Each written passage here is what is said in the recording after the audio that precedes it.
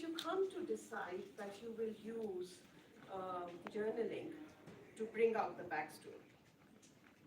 I really don't remember, but I've used, like for example, in my previous novel, I used past life regression as a tool. And in this, I've used the journal as a tool. Uh, I think the book largely revolves around these three things: the guitar, the ink, and the pen and the gun. So these are the three pillars of the book. So I think at some point I realized that I must utilize this pen in some form. And I think that's where I then brought. And I think I personally, as a writer, uh, I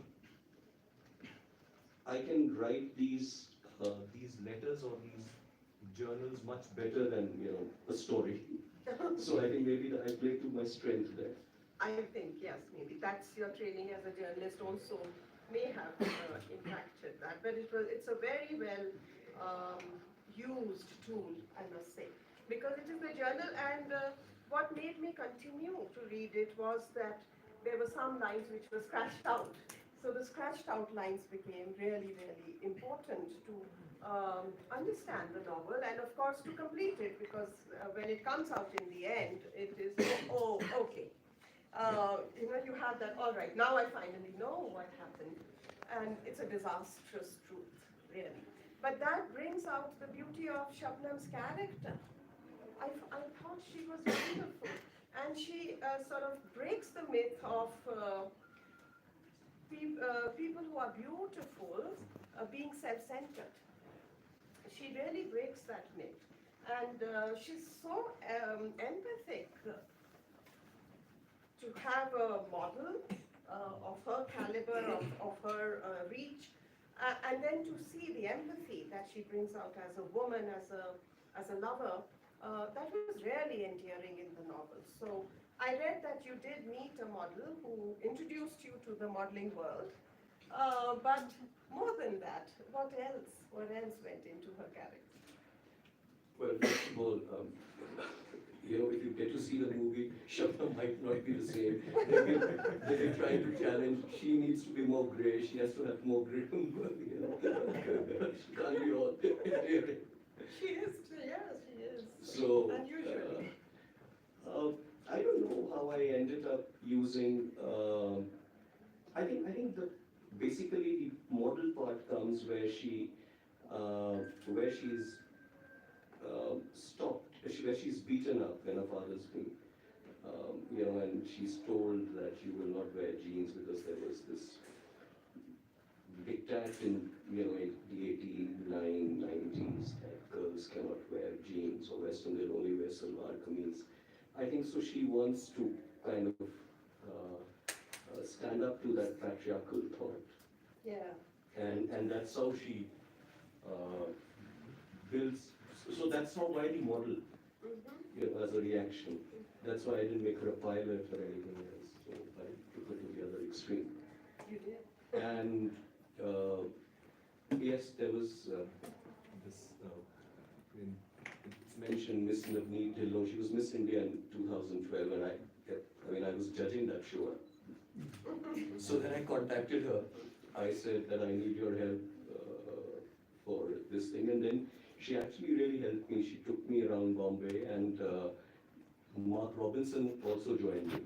In fact, I don't know if you know Mark Robinson, the famous model.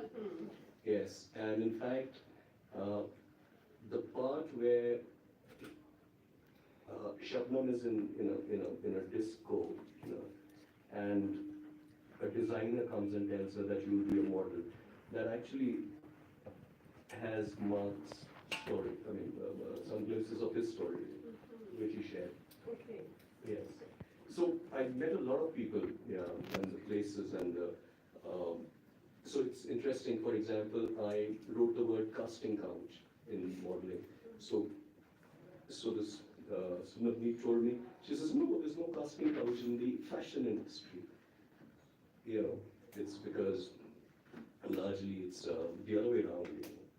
And so I had to delete. So all these nuances, You got from very good sources. Very good sources, yes. It's literally going to the wishing well and pulling it all out. I, you've done such a wonderful job of all this. I have one more question. Now, here again, I speak as a historian. See, one of those things where we work in history, one is to give us readings of the past. And, but for me, when you're dealing with history, it is also how are you going to analyze the past and what are the patterns it indicates for the present and for the future. That, to me, is the primary purpose of history. Where do your patterns fall and let the chips fall where they may and all that. But now, having now again going back into Punjab, going back into Chandigarh, you have done a wonderful job of explaining and literally writing the kabutarbazi thing of running away from this thing. Because I have met people, this is now first hand, people who are friends, people who are relatives.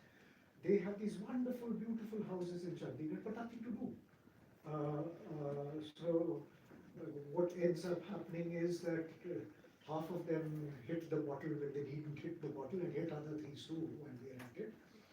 Similarly, in rural Punjab, the indebtedness, the breaking up of the large farms, the drugs which have now appeared, this is a novel of hope. Yeah. In reality, what is the message? Is there hope? Well, I guess, hope is always there. To change the status quo. That's the attempt.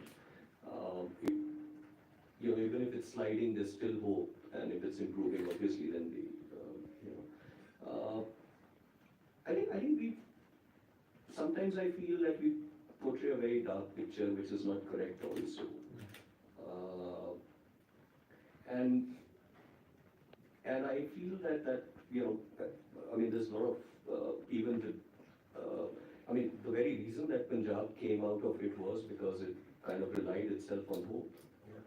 And I think that's a very strong quality of the state, or in spite its fault lines, it can recover, it can come out of it and through a surprise and give itself a new narrative.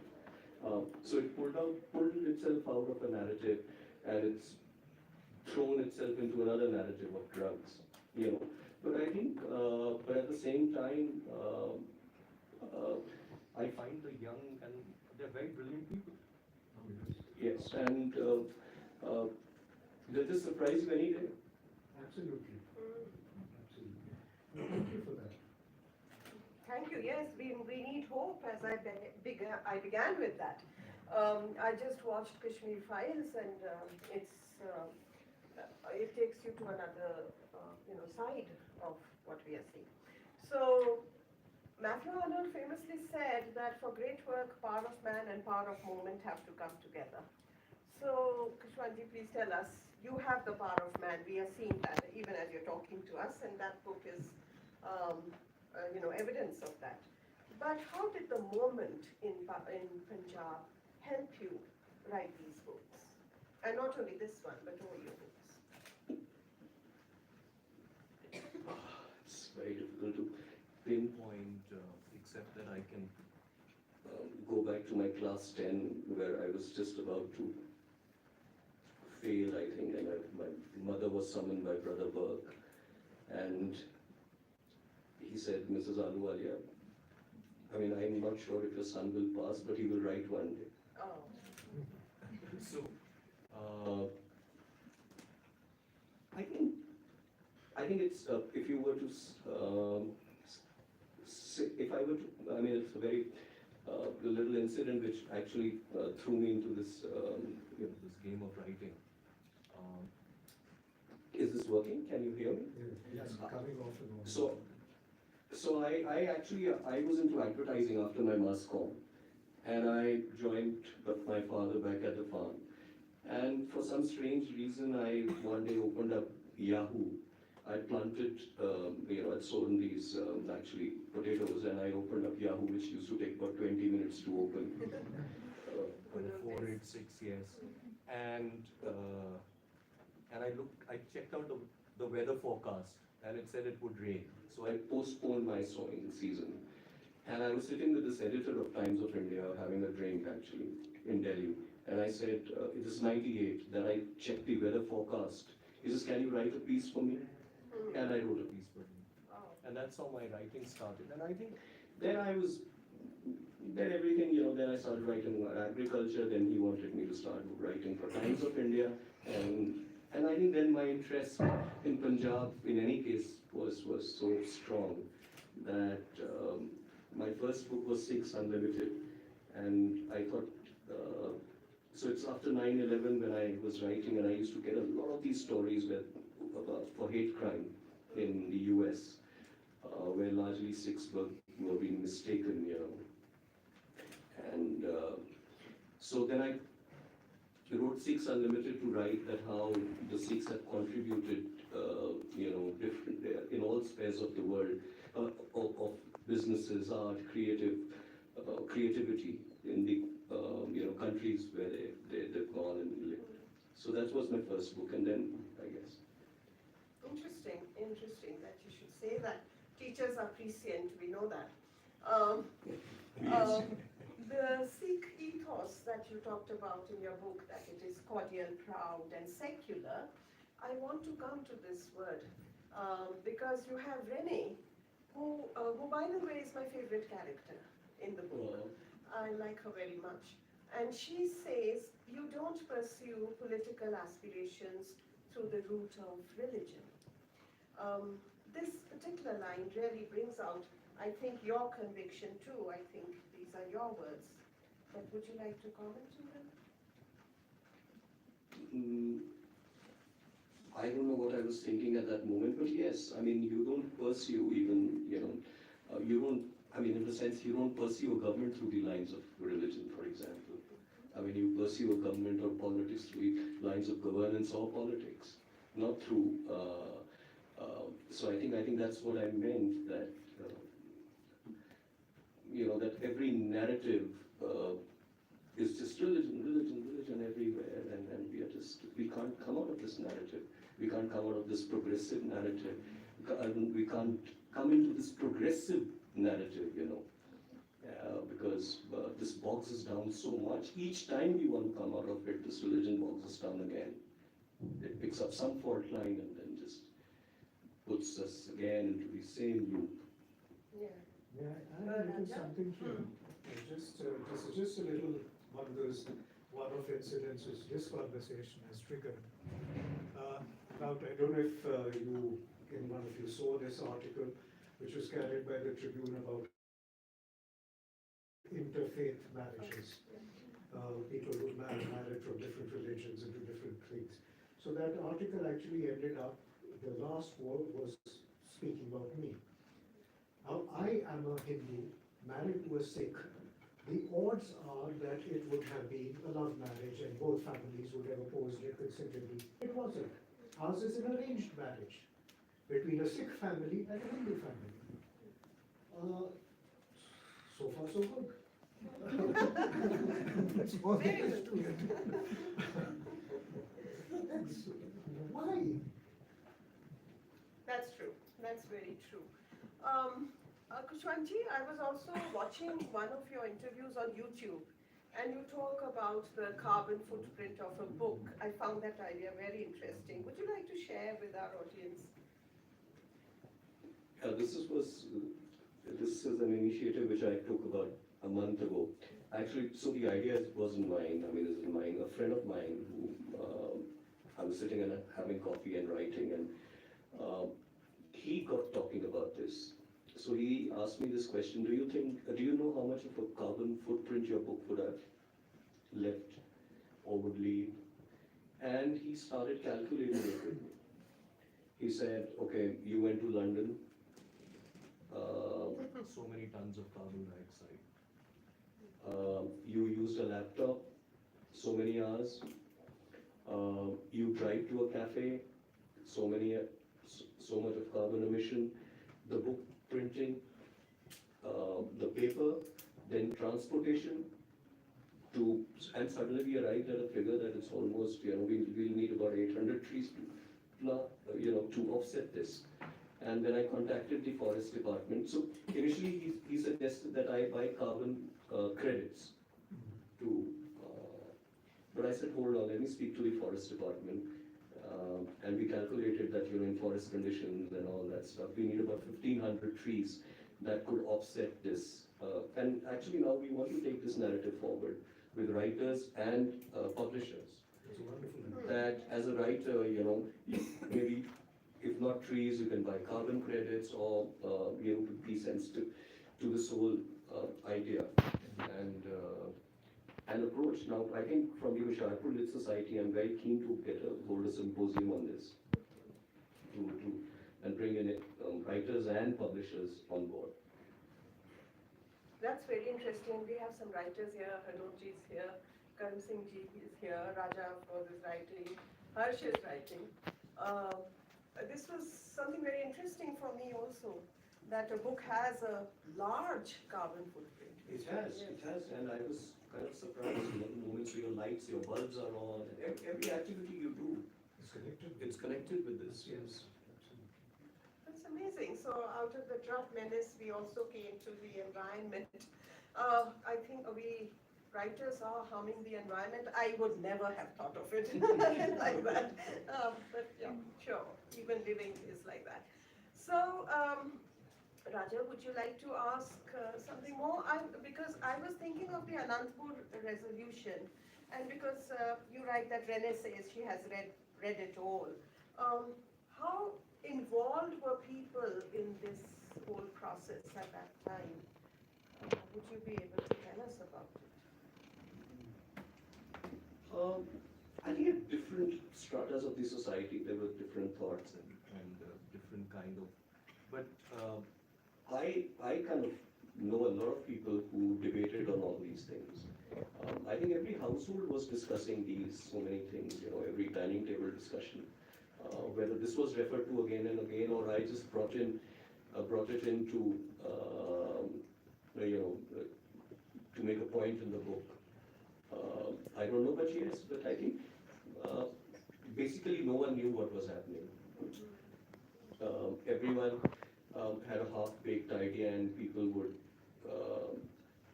everyone was debating or fighting on perception. No one was fighting on really a true understanding of the issues. So I think it's I think to show that or bring about this awareness that that women should also are equally enlightened about the political developments, because we always talk in a male kind of, even if we say any vota pehni hai, we only think of the male term. We never consider that 50% of the voters are women. So the entire political narrative is in that particular. So here I think I wanted to highlight that actually women were equally politically aware and equally, they understood the dynamics of the problem. Correct. And that's why I like Renee so much. She has that wisdom. And Shabnam is a little unbelievable, but she's endearing nevertheless. You'll find us sorted in the film. Oh, that makes us look forward to the film. And we must have another conversation after the film comes out, because it's interesting how authors relate to the audiovisual version of it. So, Raja, would you like to say something? No, I think I'm quite done, and I think maybe if Khushwant himself would like to speak a little bit about about the book, and then maybe we can ask. And we can then open it up. I think more or less, yes, I've answered, up all the threads. Well, it took me about 3 years to finish this book. I had started this after I'd completed Captain Amrinder's biography. So I kind of can't, I can't be without writing a book. So I have this habit in the morning, I do go to a cafe and write. Now my timings are different, a little different. But from 2017 to 2018, I had a free year, and then I got this appointment in 2018. But then the lockdown happened, so I could complete it. And lockdown has had its blessings. Yes, and I would sit out in the terrace, and write, balcony actually, and there was no traffic, nothing, so I could actually sit down and write. There's no honking, nothing.